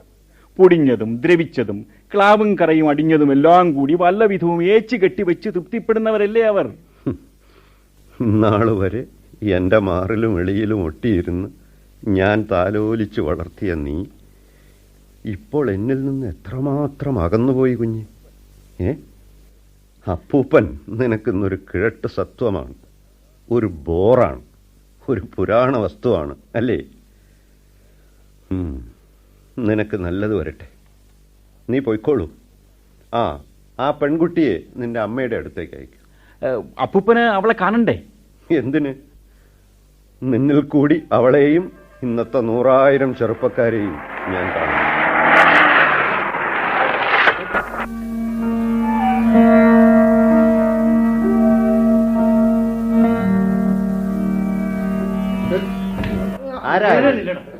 എന്താണ് ഉണ്ടായത്? നടയിൽ കാറിൽ വന്ന് ഇറങ്ങിയപ്പോഴും താഴെ വിടും. ഞാൻ താങ്ങിയെടുത്ത് കൊണ്ടുവരികയാണ് അച്ഛാ. എണിക്കൂ ജയപാല, എണിക്കൂ. ഇവിടെ നിന്ന് എണീക്കണോ? അച്ഛൻ ക്ഷമിച്ചെന്ന് പറയണം, അല്ലെങ്കിൽ ഞാൻ എണീക്കില്ല. കണക്കറ്റ് കുടിച്ചുകൊണ്ട് വരുന്ന ദിവസം ഇത് തന്നെ പതിവ്.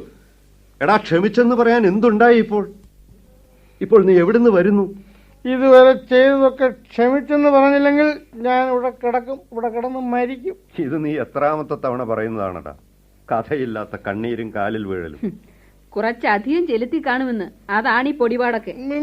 ചെലുത്തിയത് മറ്റാരുടെയും തറവാട്ട് മുതലുണ്ടല്ലോ, എന്റെ അച്ഛന്റെ കാശ് കൊണ്ടാണ്. അത് ആളാവരുത് കേട്ടോ, അറിയാം എനിക്ക്. നീ എണീറ്റ് നിന്ന് സംസാരിക്കേ, അല്ലെങ്കിൽ ആ കസാരയിലോ കട്ടിലോ പോയി കിടക്ക്. ജയബല, എന്നെ വിടാൻ. എന്റെ പൊന്നും കൊടുത്ത് തിരുവടികൾ മാപ്പ് തന്നെന്ന് പറഞ്ഞാലേ എനിക്ക് ഗതിയുള്ളൂ. ഓ ശരി ശരി, ഞാൻ എല്ലാം ക്ഷമിച്ചിരിക്കുന്നു. നീ ആ കട്ടിലിരിക്കെ. ഇപ്പൊ എന്റെ മനസ്സിൽ പാല് ഒരു ചൊരിഞ്ഞതുപോലെയായി. നീ ഇപ്പോഴെവിടെ നിന്ന് വന്നിറങ്ങി? എന്റെ ധർമ്മപത്നിയില്ലേ, ധർമ്മപത്നി, ആ അരുന്ധതിയുടെ ഇറച്ചിക്കടയിന്ന്. അവളെ കൂട്ടിക്കൊണ്ടു പോരാഞ്ഞത് എന്താ? അവൾക്ക് ഇങ്ങോട്ട് പോരുന്നതിനേക്കാൾ ലാഭം അവിടെ ഇരിക്കുന്നതാണ്. ഓഹോ, നീ വീട്ടിൽ തിരിഞ്ഞു നോക്കാറേ ഇല്ലെന്നും എവിടെയൊക്കെയോ തെണ്ടി തിരിയുന്നു എന്നൊക്കെ ആണല്ലോ ഇവിടെ കേട്ടത്. പല ദിവസം കൂടി കയറി ചെന്നതായിരിക്കും. മിണ്ടി പോയത് കേട്ടോ. ചോദിക്കാൻ ആവശ്യമുള്ളത് ചോദിക്കും, പറയാൻ കടമപ്പെട്ടവർ പറയും. അതിനിടയ്ക്ക് ഒരു നത്തി ചലിക്കുന്ന പോലെ കയറി ചലിച്ചളായിരുന്നു. നീ തനിച്ചാണോ വീട്ടിൽ പോയത്? ഇന്ന് തനിച്ച് തന്നെ. മുമ്പൊക്കെ ഞാൻ പോകുമ്പോ 4-5 പേരുകൾ ഒക്കെ എന്റെ കൂടെ കാണും. അത് ശരി. എന്നിട്ട് അവൾ കൂടെ വരുന്നില്ലെന്ന് പറഞ്ഞോ? ഞാൻ വിളിച്ചിട്ട് വേണ്ടേ അവള് പറയാൻ. അവളെ ഇനി വരുത്താനല്ല, അയക്കാനാ നിശ്ചയിച്ചിരിക്കുന്നത്. ഈ ലോകത്തിൽ നിന്നേ പറഞ്ഞയക്കാം. എടാ, എന്ത് പറ്റിയെന്ന് പറ. ഏതായാലും നടന്നതല്ലേ. ആ പഴയ തൊഴില് അവള് വച്ച് നടത്തുകയായിരുന്നു. ഞാൻ എന്ത് പറഞ്ഞിന്നലെ? അവളെ കണ്ട ദിവസം ഞാൻ ഊഹിച്ചതാ, ആള് പക്ക പുള്ളിയാണ്. നിർത്തൂല നീ. ഞാൻ നിന്റെ കാര്യവും വെളിപ്പെടുത്തിയാ നീ തറയിൽ നിൽക്കുവോ? എന്താടാ അത്? എന്താ അവളെ പറ്റി വെളിപ്പെടുത്താൻ? തലയ്ക്ക് ലെക്കില്ലാതെ വല്ലതും നാക്കി വന്ന് പറയുന്നവരോട് എന്തോന്ന് ചോദിക്കാനാ? പറയിക്കാതെ എന്നെ കൊണ്ടൊന്നും കേട്ടോ. യോഗ്യത നടിക്കുന്നു. ജയപാല, ഉണ്ടായ കാര്യം നീ ഇനിയും പറഞ്ഞില്ലല്ലോ. പാല, ഞാൻ അവളെയും അവനെയും ഒന്നിച്ചങ്ങ് ചെറ്റിപ്പെട്ടുത്തുമായിരുന്നു. പക്ഷേ എനിക്ക് കരുതലില്ലാതെ പോയി. അതുകൊണ്ട് ഞാൻ ഉടനെ സ്ഥലം വിട്ടോളാം. ആരായി അവൻ? അവനെ എന്റെ കൂടെ നടന്ന് എന്റെ കാശ് കൊണ്ട് ഇത്രനാളും വടിച്ചു നോക്കി എന്നെ ആദ്യം അവളുടെ അടുത്ത് കൊണ്ടുപോയി പരിചയപ്പെടുത്തിയതും എനിക്കല്പം കൗതുകമുണ്ടെന്ന് കണ്ടപ്പോ തൊട്ട് ഇടം വല്ലം തിരിയാൻ സമ്മതിക്കാതെ അവളെ വിവാഹം കഴിക്കാൻ എന്നെ നിർബന്ധിച്ച് സമ്മതിപ്പിച്ചതുമല്ല. സാമദ്രോഹിയാണ് ആ മാളികക്കട മുതലാളിയുടെ മൂത്ത മോൻ വർഗീസ്. എന്നിട്ട് ആ നന്ദികെട്ട കാർക്കോടകൻ അവനെ ഇപ്പൊ എന്റെ കൈ കിട്ടിയിരുന്നെങ്കിൽ ഇതുകൊണ്ട് അവനെ ഞാൻ വിട്ട് കൊത്തി നുറുക്കുമായിരുന്നു. അവൻ തന്നെ അവന്റെ വെപ്പാട്ടിയായിരുന്ന അവളെ ഗർഭത്തോടെ എന്നെ ഏൽപ്പിച്ചു. അപ്പൊ അവരുടെ മൂത്ത കുട്ടി? ആ പാവത്തിന്റെ സന്തതിയാത്തെ പിടിച്ച് 7-ാം മാസത്തിൽ പറ്റു. അന്ന് ഞാൻ അവിടെ ഇല്ലായിരുന്ന ആ സൗകര്യം നോക്കി അവനും അവളും കൂടി ചേർന്ന് അതിനെ എങ്ങനെയോ നശിപ്പിച്ചേച്ച് ഗർഭവലസിപ്പോയെന്ന് എനിക്ക് കമ്പിയടിച്ചു. നാടക കമ്പനിയും കൊണ്ട് മലബാറിലായിരുന്ന ഞാൻ ഓടിയെത്തിയപ്പോ ഉള്ള കേട്ടൊപ്പാരും നിലവിളി അങ്ങോട്ടങ്ങ് തുടങ്ങി. പാവപ്പെട്ട ഈ എന്നെ വഞ്ചിച്ചു. എന്റെ ശുദ്ധഗതിക്കെല്ലാം ഞാൻ വിശ്വസിച്ചു. അവളെ ഇത്ര നാളും ഭാര്യയായിട്ട് പൊറപ്പിക്കുകയും ചെയ്തു. 2 കുട്ടികളുമായി. ഇല്ല, ഇനി ഞാനേ അവൾ ഒറ്റത്തിനെയും അവൾ വഞ്ചിക്കുകയില്ല. ഞാൻ അവളെ നരകം കാണിക്കും. നീ പിന്നെ എങ്ങനെ സത്യം മനസ്സിലാക്കി? അതെ, ആ നീജന്റെ കൊള്ളരായ്മ കൂട്ടുന്ന ഒരു ശിങ്കിടി അവന്റെ കൂടെ തെറ്റിപ്പിരിഞ്ഞ് നടക്കുന്നുണ്ടായിരുന്നു. അവനായി ചരിത്രം അത്രയും കേൾപ്പിച്ചത് കേട്ടോ കൊടുത്തു. അവന്റെ കരണത്ത് എന്നെ പൊടക്കം പൊട്ടുമല്ലോ നല്ല അടി. നില്ല്. കടുവായെ കിടുവാ പിടിച്ചെന്ന് പറഞ്ഞതുപോലെയല്ലേ എത്ര പെൺകുട്ടികളെയാണ് കബളിപ്പിച്ച് പിഴപ്പിച്ചതെന്ന് ഓർമ്മയുണ്ടോ? ആ കെട്ട മോഹവും കൊണ്ടല്ലേ നീ നാടക കമ്പനി ഉണ്ടാക്കാൻ തന്നെ പുറപ്പെട്ടത്. അവരുടെ ശാപം കൊണ്ടാണടാ മുതലും പലിശയും മടക്കി കിട്ടിയത്. നിന്നെ ഞാൻ എത്ര വിലക്കി, എത്ര പേര് വിലക്കി, എന്നിട്ട് നിനക്കതിന് കൂറപ്പേന്റെ വില തോന്നിയോ? എടാ, പല വേലി ചാടിയ പശു കോലുകൊണ്ട് നശിച്ചു. ജയപാല, വന്നതൊക്കെ വന്നു. ഇനി നീ അവിവേകമൊന്നും കാണിക്കരുത്. എല്ലാം മറക്കൂ. അവളുമായുള്ള ബന്ധമേ വെടിഞ്ഞ് ഒരു പുതിയ ജീവിതം തുടങ്ങും. ഒരബദ്ധം പറ്റിയത് പരിഹരിക്കാൻ ഇനിയും അബദ്ധങ്ങൾക്ക് തുനിയരുത്. എന്നെ ആരും ആശ്വസിപ്പിക്കാൻ വരണ്ട. ഞാനൊരു ഇങ്ങനെ ആയിപ്പോയി. ഇങ്ങനെ എന്നെ ഞാൻ അവസാനിക്കട്ടെ. പക്ഷേ അതിനു മുമ്പ് എനിക്ക് അവർ പകരം വീട്ടണം. ഞാൻ പല സ്ത്രീകളുമായി ഇടപെട്ടിട്ടുണ്ട്. പക്ഷെ ഒരു സ്ത്രീയും എന്നെ കളിപ്പിച്ചിട്ടില്ല. നിനക്ക് പിറന്ന കുട്ടികളോ? പകരം വീട്ടാൻ പോകുന്ന നീ അവരെ വഴിയാധാരമാക്കും അല്ലേ? എടാ, അവരാരോടും ഒന്നും പിഴച്ചവരല്ലല്ലോ. അവരെ എടപ്പോടെടുത്ത് തണ്ടട്ടെ. എസ് പിള്ളയുടെ ചെറുമക്കള്. എന്നിട്ട് അവരൊടുവില് നിങ്ങളെ പോലുള്ളവർ നടത്തുന്ന നാടക കമ്പനി ചേർന്നോളൂ. നീ ഇത്രയ്ക്ക് പറയാറായോ? ചെറ്റേ. ജയപാല, സൂക്ഷിച്ചു വേണം സംസാരിക്കാൻ. ആളറിഞ്ഞ് പെരുമാറണം. ഞാനെന്ത് സൂക്ഷിക്കാൻ? ആളറിഞ്ഞ് തന്നെയാണ് ഞാൻ പറഞ്ഞത്. കേക്കണ്ടേ ഈ ഡിക്ക് പറയുന്നവളുടെ വിശേഷം? എന്താടാ? ചേട്ടൻ ഇവിടെ വിവാഹം കഴിച്ചുകൊണ്ട് വന്നത് പിന്നീട് കുറെ നാള് എന്തായിരുന്നെന്നോ? സാവിത്രിയുടെ നോട്ടം എന്നെ വശീകരിച്ച് കയ്യിലെടുക്കാൻ, എന്നെ എന്ത് വിദ്യ പ്രയോഗിച്ചും മയക്കിയെടുത്ത് എന്നെ കൊണ്ട് അവളുടെ അനിയത്തിയെ വിവാഹം കഴിപ്പിക്കാൻ, അങ്ങനെ അച്ഛന്റെ സമ്പാദ്യം മുട്ടുമുക്കാലും സ്വന്തം വീട്ടിലേക്ക് തട്ടിയെടുക്കാൻ, അതിനുവേണ്ടി തരാവുന്നതൊക്കെ അവൾ തരാൻ ഒരുക്കമായിരുന്നു. ഞാൻ സ്ത്രീകളുമായിട്ടുള്ള ബന്ധത്തിൽ അല്പം ദുർബലനാണെങ്കിലും അവൾ വിരിച്ച വലയിൽ കുടുങ്ങി എൻ്റെ ചേട്ടനെ ഞാൻ വഞ്ചിച്ചിട്ടില്ല. എന്നിട്ടിപ്പോ അന്തസ്സുകാരി എന്റെ മുഖത്ത് നോക്കി പതിവ്രത സംസാരിക്കുന്നു നാണമില്ലാതെ. ജയപാല, നിന്റെ തലയ്ക്ക് ഭ്രാന്ത് പിടിച്ചോ? താനും കെട്ട് അന്യരം കെടുക്കാൻ എടുക്കുന്ന അടവ് നോക്കണേ. നിന്നടം നിന്ന് താണു പോകും ഈ നട്ടാക്കുരുക്കാത്ത അപവാദം അടിച്ചു വിട്ട കുടുംബത്തിൽ പറക്കുന്നവരെ പറ്റി. എന്നെ കള്ളനാക്കാൻ നിനക്ക് നിഷ്പ്രയാസം സാധിക്കും. ഞാൻ ശപ്പനല്ലേ, ഞാൻ ആവാസനല്ലേ. നിന്റെ ഭർത്താവിനെ വിശ്വസിപ്പിക്കാനും കഴിഞ്ഞേക്കും. പക്ഷേ ഈശ്വരന് നേരും കള്ളവും പറയുന്ന ആരൊന്നും നോട്ടമില്ല. നേരാണോ കള്ളമാണോ എന്നേ നോട്ടമുള്ളൂ. അയ്യോ, ഒരു ബന്ധമുണ്ടാക്കി വെച്ചത് കൊണ്ടേ മടുത്തു. അയ്യടാന്നായി. പിന്നെയാണ് ഇനി മറ്റൊന്നി കൂടി കുടുങ്ങാൻ പെരുത്തു കൊതി. വല്ല പെണ്ണുങ്ങളും മുഖം നിറച്ച് കരിവാരി തേച്ചത് കണ്ട് അന്തം വിട്ട് നിൽക്കുമ്പം തോന്നും ലോകരെ അടച്ചവമാനിച്ച് ആശ്വസിക്കാവുന്ന. അതേ മനസ്സിലിരിക്കട്ടെ കേട്ടോ. ജയപാല, നിനക്ക് കുറെ ദുർനടത്തമുണ്ടെന്ന് എനിക്കറിയാമായിരുന്നു. പക്ഷേ നീ ഒരു വിഷജന്തുവാണെന്ന് ഇപ്പോഴേ മനസ്സിലായുള്ളൂ. സത്യമറിയാതിരുന്ന അത് ആശ്വാസമാണ്. പലപ്പോഴും എൻ്റെ കാര്യം കൊണ്ട് എനിക്ക് അറിഞ്ഞുകൂടെ. എൻ്റെ ഭാര്യ കാണിച്ച വഞ്ചന അറിയാതിരുന്ന നാളത്രയും എന്തൊരാശ്വാസമായിരുന്നു എനിക്ക്. അല്ലെങ്കിൽ അത് പോട്ടെ, ക്ഷമിച്ചു ചേട്ടാ. പക്ഷേ പറയാതിരിക്കാമായിരുന്ന കാര്യം പറഞ്ഞു പോയത്. നീ ക്ഷമിക്കൂ എൻ്റെ മാലതി, എൻ്റെ വിവരക്കേട്. ഈ രാത്രി പലതും എന്നെ കാണിച്ചു തന്നു. സംശയങ്ങൾ പലതും പരിഹരിച്ചു തന്നു. ഇനി നിങ്ങൾ എനിക്ക് അല്പം സ്വൈരം തരും. ജയബാല, പോയി സ്വസ്ഥമായി കിടന്നുറങ്ങും. നിങ്ങളും മുറിയിലേക്ക് പോകും. വാ മാലതി ഇങ്ങോട്ട്. എനിക്ക് ഉറങ്ങുകയല്ല വേണ്ടത്, നിന്നോട് എനിക്ക് കുറച്ച് സംസാരിക്കാനുണ്ട്. ജലപ്പിശാശ് ശരിക്ക് പിടിച്ചു അല്ലേ? നടക്കും. ഇങ്ങോട്ട് വാ. വാ. അച്ഛൻ സത്യമായി ഞാൻ പറഞ്ഞത് നേരാണ്. പക്ഷെ ആവശ്യമില്ലാത്ത നേര് പറഞ്ഞുകൂടാ. ഇനി അതൊരിക്കലും ഞാൻ പറയില്ല ആരോടും. പോകൂ. ആഘോഷമാണ് നാളെ നേരം വെളുത്താൽ. ആഘോഷം എന്തിൻ്റെ? ആരാഘോഷിക്കാൻ? എന്തിന്?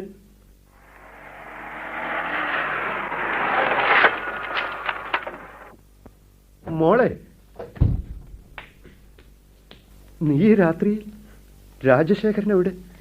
ഞാൻ തനിച്ചേ ഉള്ളൂ. ഒന്നുകിൽ പകലേ വരാമായിരുന്നു, അല്ലെങ്കിൽ നാളെ വന്നാൽ മതിയായിരുന്നല്ലോ. രണ്ടുമല്ല നടന്നതച്ഛ. അതെന്താ അങ്ങനെ? രാജശേഖരൻ വരാഞ്ഞതെന്ത്? എനിക്കറിഞ്ഞുകൂടാ.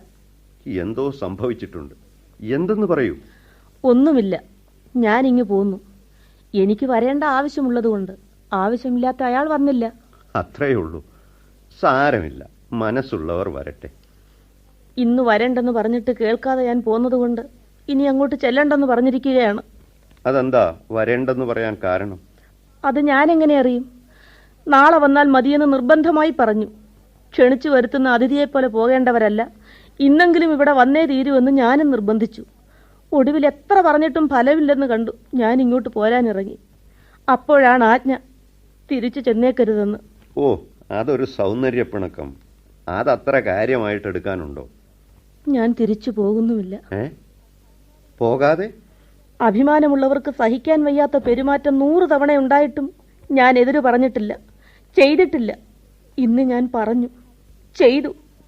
അതിന് ശിക്ഷിച്ച് തോൽപ്പിക്കാമെന്ന് കരുതുന്നെങ്കിൽ കരുതിക്കോട്ടെ. ആ ശിക്ഷ എനിക്കൊരു അനുഗ്രഹമാണ്. അയാൾ നാളെ വരില്ലെന്ന് പറഞ്ഞു? ഞാൻ തനിച്ചു പോന്ന സ്ഥിതിക്ക് നാളെ വരില്ലെന്ന് പറഞ്ഞു. കഷ്ടം മോളെ, നിസ്സാര കാര്യത്തിന് ഈ കലഹം വേണ്ടിയില്ലായിരുന്നു. എനിക്ക് നിസ്സാരമാണോ അച്ഛ? അച്ഛൻ്റെ സപ്തതി ഞാൻ കൂടെ ഇവിടെ നിന്നും നടത്തിക്കേണ്ട ചടങ്ങല്ലേ അത്? ഇവിടെ മറ്റാരുണ്ട് സ്ത്രീകളായി? എൻ്റെ അമ്മയോ ജ്യേഷ്ഠത്തിമാരോ ഉണ്ടോ? പറഞ്ഞത് ശരിയാണെങ്കിലും മോങ്ങാനിരുന്ന നായുടെ തലയിൽ തേങ്ങ വീണെന്ന് പറഞ്ഞ പോലെയല്ലേ കാര്യം കലാശിച്ചത്. കുറെ പണം കിട്ടിയതുകൊണ്ടും കിട്ടുന്നത് കൊണ്ടും മാത്രം സഹിക്കേണ്ട ഒരു ഭാരമായിട്ട് എന്നെ കരുതുന്ന അയാൾ ഇതിൽ കുറെ ശോഭിച്ചാൽ എനിക്കെന്ത് നഷ്ടം? എനിക്കിനി എങ്ങനെ ജീവിക്കാൻ വയ്യ. ഞാൻ തീരുമാനിച്ചു കഴിഞ്ഞു. പെട്ടെന്ന് അങ്ങനെ വീണ്ടും വിചാരമില്ലാതെ തീരുമാനമെടുക്കാമോ മോളെ?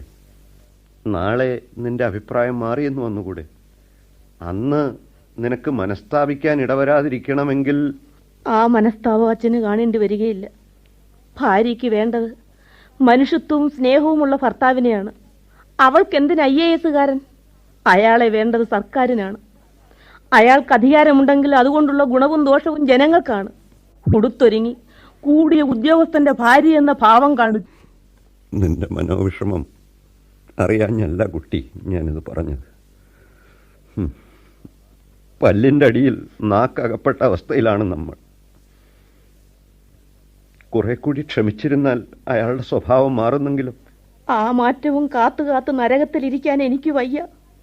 എനിക്കൊരു ഹൃദയവും ചിന്താശക്തിയും ഉണ്ടെന്ന് പോലും മനസ്സിലാക്കാൻ ഇന്ന് വരെ കഴിയാത്ത മഹാബുദ്ധിമാനായ മനുഷ്യൻ. അല്ലെങ്കിൽ എന്തുമാകാമെന്ന അഹങ്കാരമായിരിക്കാം.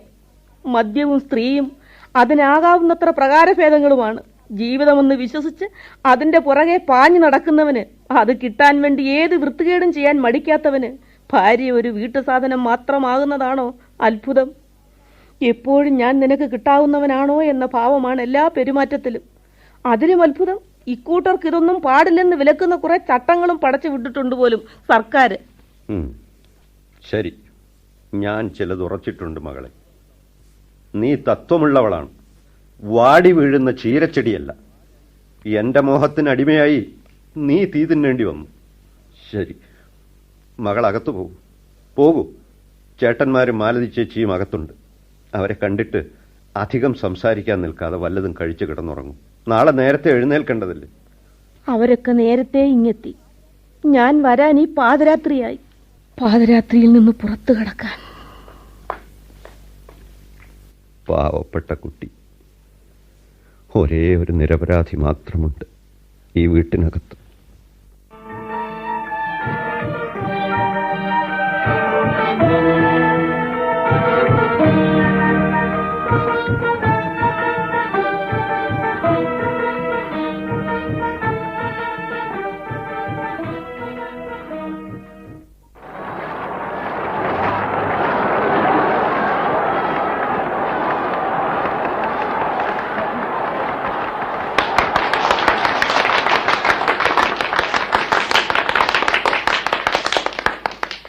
സ്നേഹം നിറഞ്ഞ സുഹൃത്തുക്കളെ, ഞാനിപ്പോൾ സംസാരിക്കാൻ തീരെ അശക്തനാണ്. 1000 നാവുകൊണ്ട് സംസാരിക്കാൻ ആഗ്രഹമുണ്ടെങ്കിലും ഒരു പ്രസംഗം എന്നിൽ നിന്ന് പ്രതീക്ഷിച്ചവർ ഈ മഹാസദസ്സിലുണ്ടെങ്കിൽ അവർ സദയം പൊറുക്കണമെന്ന് ഞാൻ അഭ്യർത്ഥിക്കുന്നു.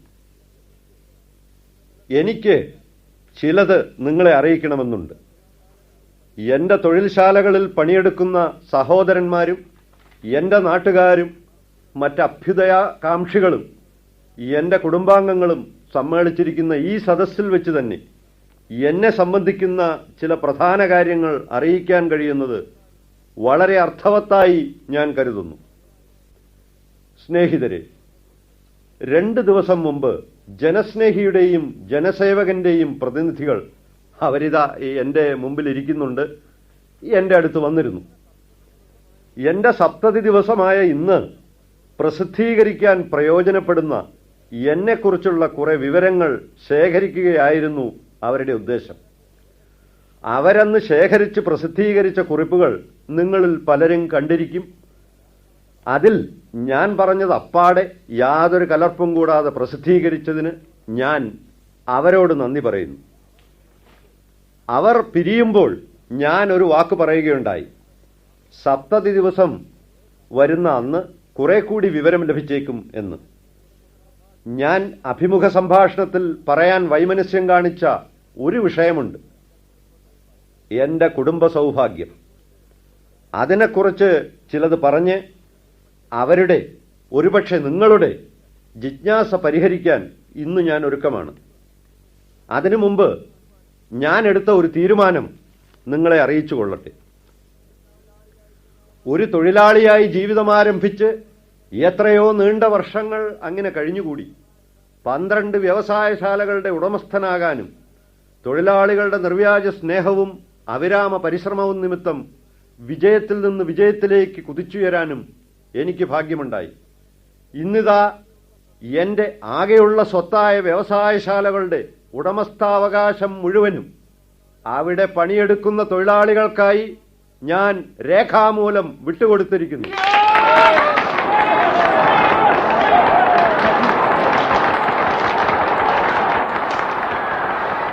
സുഹൃത്തുക്കളെ, എനിക്കൊരപേക്ഷയുണ്ട്.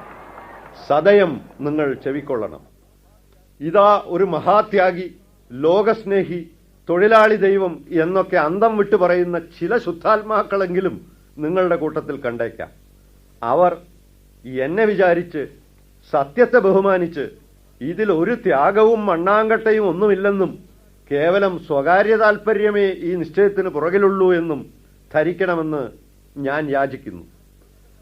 ഞാൻ ദീർഘസംവത്സരങ്ങൾ കൊണ്ട് പൊടിമണ്ണിൽ നിന്ന് ഉയർത്തിയെടുത്ത ഈ സ്ഥാപനങ്ങൾ നശിക്കുന്നത് കണ്ടാൽ ഉണ്ടാകാവുന്ന നൈരാശ്യവും മനോദുഃഖവും ഓർത്ത് അത് പറ്റാതിരിക്കാൻ ഇന്നെനിക്ക് എന്റെ വ്യവസായത്തെക്കുറിച്ചുള്ള സംതൃപ്തി ഞാൻ മരിക്കും വരെ നിലനിർത്താൻ ഒരേ ഒരു വഴി മാത്രമേ ഉള്ളൂ. അതാണ് ഞാൻ സ്വീകരിച്ചത്. അതിനേക്കാൾ എത്രയോ മടങ്ങ് പ്രധാനമായ മറ്റൊരു കാരണം കൂടി ദയവ് ചെയ്ത് കേൾക്കൂ സുഹൃത്തുക്കളെ. ഞാൻ ചെയ്ത മഹത്തായ ഒരു അപരാധത്തിന്റെ പ്രായശ്ചിത്തമാണ് ഈ സംഭവം. എന്റെ 2 ആൺമക്കൾ ഇവിടെ നിങ്ങളോടൊത്തുണ്ട്. ജീവിത ദുഃഖത്തിന്റെ നെല്ലിപ്പലക എനിക്ക് കാണിച്ചു തന്ന വിഭാര്യനായ എന്റെ അമിതലാളന കൊണ്ട് യാതൊരു ഉത്തരവാദിത്വ ബോധവുമില്ലാതെ കേവലം ഇത്തിൽക്കണ്ണികളായി വളർന്ന, ഒരു കാലത്ത് തൊഴിലാളിയായിരുന്ന ഒരുത്തന്റെ മക്കളായി പോയതിൽ ലജ്ജിക്കുന്ന അവരുടെ അധപ്പതനത്തിന് നല്ലൊരു പങ്ക് ഞാൻ കാരണക്കാരനായിരുന്നു. ആവശ്യപ്പെടും കൊടുത്ത് കുരങ്ങിനെ കള്ളുകുടിപ്പിക്കും പോലെ പ്രോത്സാഹിപ്പിച്ചിട്ടില്ലായിരുന്നുവെങ്കിൽ നാശത്തിന്റെ ആഴത്തിൽ മൂക്കുകുത്തി വീണതിന് ശേഷമെങ്കിലും സ്വപ്രയത്നം കൊണ്ടവർ കരകയറുമായിരുന്നു. അവരുടെ കയ്യിൽ എൻ്റെ വ്യവസായം അകപ്പെടാൻ അനുവദിക്കുക ആറ്റുനോറ്റുണ്ടായ ഓമനപുത്രനെ ഘാതകന്മാരെ കൊണ്ട് കൊല്ലിക്കുന്നതിന് തുല്യമായിരിക്കും. നാളെ തൊട്ട് 100% ദരിദ്രരാകുന്ന അവർ ഒന്നുകിൽ ദാരിദ്ര്യം കൊണ്ട് നശിക്കും, അല്ലെങ്കിൽ ചെറിയ തോതിലെങ്കിലും തൻകാലിൽ നിലനിൽക്കാൻ, ജീവിതവുമായി മല്ലടിക്കാൻ കരുത്തുള്ളവരാകും. രണ്ടും ഇന്നത്തെ ജീവിതത്തെക്കാൾ എത്രയോ ഭേദമാണ്, എത്രയോ കാമ്യമാണ്. എനിക്കൊരു മകളുണ്ടെന്ന് നിങ്ങളിൽ ചിലർക്കറിയാമായിരിക്കും. ഒരു വശത്ത് വിജയത്തിൻ്റെ കൊടുമുടി, മറുവശത്ത് പരാജയത്തിൻ്റെ പടുകുഴി എന്ന് പറയാവുന്ന എൻ്റെ ജീവിതത്തിലെ കഠിന ദുഃഖത്തിന് കാരണക്കാരിയാണ് ആ ഭാഗ്യം കെട്ട പെൺകുട്ടി. യാതൊരു തെറ്റും ചെയ്യാത്ത പരിശുദ്ധയായ തൻ്റെ ഇടമുള്ള ആ കുട്ടി ഏറ്റവും ദയനീയമായ ചുറ്റുപാടുകളിൽ വിവാഹ ജീവിതം വെറുത്ത് വീട്ടിൽ നിന്ന് വന്നിട്ടുണ്ട്. അവൾക്ക് ജോലി ചെയ്യാൻ കഴിവും ഉത്സാഹവും തൊഴിലിൽ അഭിമാനവുമുണ്ട്. ഞാൻ ഈ ദാനപത്രത്തിൽ ഒരേ ഒരു വ്യവസ്ഥ ചേർത്തിട്ടുള്ളത് ഇതാണ്: എൻ്റെ മകൾ വിജയയെ 200 രൂപ ശമ്പളത്തിൽ ഈ വിജയ ഇൻഡസ്ട്രീസിൽ ഒരു ജോലിയിൽ നിയമിക്കണമെന്ന് മാത്രം. എൻ്റെ ഭാവി അതെനിക്ക് നിസ്സാരമാണ്. 70 ഒരാൾക്ക് ഭാവിയെപ്പറ്റി എന്തു ചിന്തിക്കാനിരിക്കുന്നു? ഞാൻ എന്നും ഫാക്ടറിയിൽ പോകും, അവിടുത്തെ ജോലികൾ കണ്ടുകൊണ്ട് അങ്ങനെ നടക്കും. വൈകുന്നേരം എൻ്റെ മകളുടെ അടുത്ത് സാന്ത്വനം നൽകാൻ വേണ്ടി എത്തും. നമസ്കാരം സുഹൃത്തുക്കളെ, ഇത്രയും പറയാൻ ഉദ്ദേശിച്ചതല്ല. എന്താ ജനസേവകൻ, ഞാൻ നിരാശപ്പെടുത്തിയോ? ഭേദപ്പെട്ട ഒരു വാർത്തയായില്ലേ? ആ കിഴവന് ഭ്രാന്താണ്, ഭ്രാന്ത്. ഒരക്ഷരം ആരും വിശ്വസിക്കരുത്. ഭ്രാന്ത്, കിഴവന് ഭ്രാന്ത്. പൊളിയാണ്, ശുദ്ധ പൊളിയാണ്. ആളുകളെ വഞ്ചിക്കാൻ പറയുന്നതാണ്. എന്റെ പൊന്ന് തിരുവഴികള്, കണ്ണാലെ കണ്ട കടവുളെ, ഇതാ മാപ്പ് മാപ്പ് മാപ്പ്. ഡാർലിംഗ്, നോക്കൂ, കിഴവൻ വളരെ മോഡേൺ ആയിരിക്കുന്നല്ലോ. ഞാൻ അങ്ങേരെ പറ്റിയുള്ള മുന്നഭിപ്രായം പിൻവലിച്ചിരിക്കുന്നു.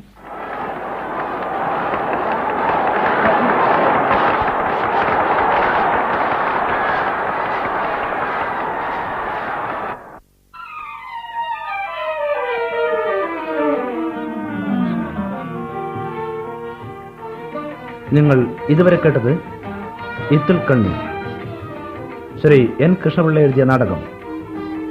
പങ്കെടുത്തവർ സർവശ്രീ പി ഭാസ്കരൻ, സത്യൻ, പ്രേം നസീർ, അടൂർ ഭാസി, കോട്ടയം ചെല്ലപ്പൻ, ജോസ് പ്രകാശ്, ടി എൻ ഗോപിനാഥ് നായർ. ശ്രീമതിമാർ ഷീല, ടി ആർ ഓമന, ഹരിപ്പാട് മീനാകുമാരി. സംവിധാനം ശ്രീ ടി എൻ ഗോപിനാഥ് നായർ.